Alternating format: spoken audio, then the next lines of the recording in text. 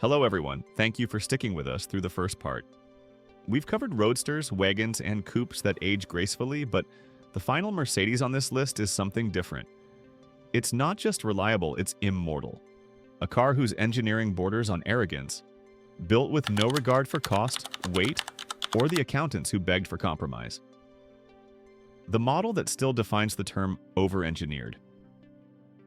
Number 1. Mercedes-Benz S-Class, model W221, manufactured between 2007 and 2013. Our number one survivor isn't just reliable, it's mythic. The W221 S-Class. The last Mercedes built for permanence, not perception. A car engineered before planned obsolescence became a department. When it launched in 2006, it wasn't simply a luxury sedan, it was the global yardstick of automotive civilization. Heads of state, chief executive officers, popes, and presidents didn't choose the S-Class. They inherited it as an institution. But what truly cements the W221's legend isn't who bought it. It's how it refuses to die. Mechanically, it was overbuilt to a degree that would make modern accountants weep. The engines, the V6 in the S350, the V8 in the S550, and the V12 in the S600, were constructed with the obsessive excess of an era that still believed in metallurgy. Thick cast blocks, forged internals, hydraulic steering, and enough insulation to mute a hurricane. The data backs the legend.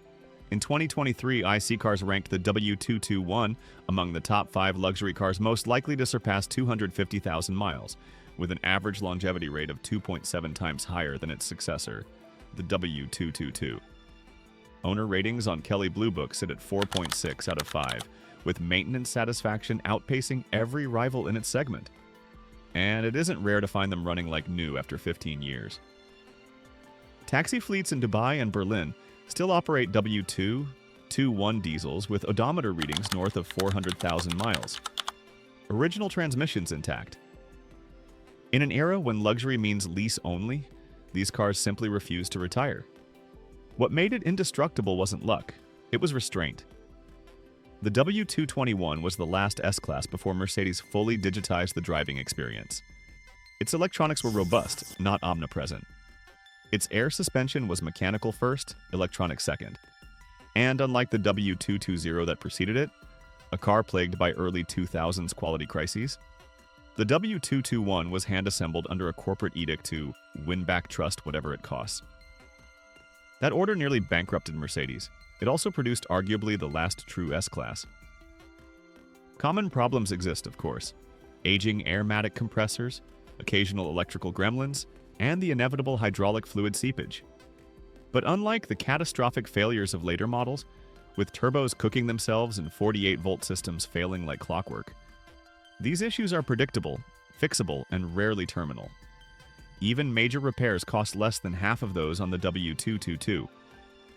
Inside it remains a temple to silence. The doors close like a bank vault.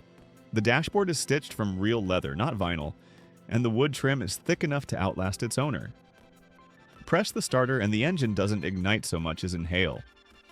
This is what luxury used to mean, the absence of anxiety. The W221 did what few machines ever manage. It earned affection from owners and respect from mechanics. Even today, independent specialists rank it as the easiest S-Class to live with.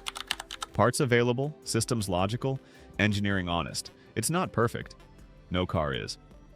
But when a machine this complex can age this gracefully, you begin to realize why the three-pointed star became a symbol, not a logo. The W221 is our number one because it isn't just a Mercedes that lasts. It's the Mercedes that defines what lasting means.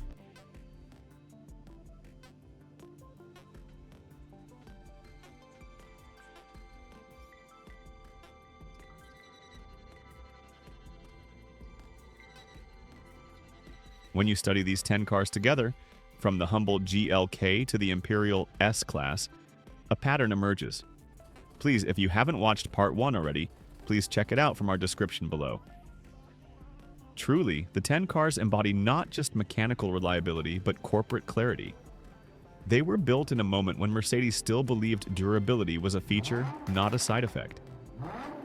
Compare them to the current lineup and you see the shift in real time.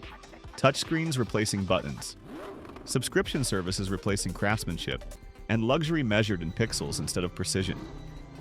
The modern G-Class may look indestructible, but its electronics are as fragile as glass. The current C-Class may feel tech-savvy, but its maintenance costs outpace a used E350 by 40% by year 5. The truth is uncomfortable. Mercedes no longer builds cars like these because they can't afford to. Every one of the models on this list was either too heavy, too expensive, or too honest for the modern market. But their durability is a reminder that there was a time when a Mercedes was expected to outlast its first owner, and often did. Take the E350 W212. Its average ownership duration is 9.4 years, the highest in its segment.